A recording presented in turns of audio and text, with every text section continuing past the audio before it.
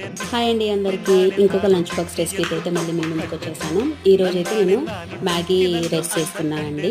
అంటే మ్యాగీ అంటే మ్యాగీ వేసి కాదు, మ్యాగీ మసాలా యూజ్ చేసి ఇక్కడ నేను రైస్ చేశాను.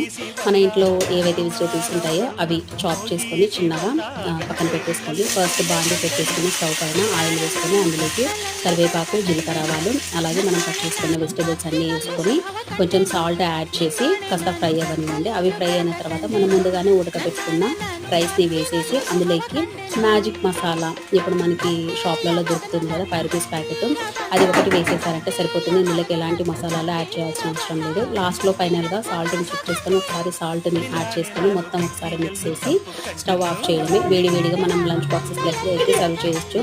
ఇదైతే ఇలాగే తినేయచ్చు. వీటిలోకి మనం ఏమీ పెట్టాల్సిన అవసరం లేదు. ఈరోజైతే మా బాబుకి మ్యాగీ రైస్తో పాటు అలాగే పొమ్మిగ్రానేట్ కూడా పెట్టాను.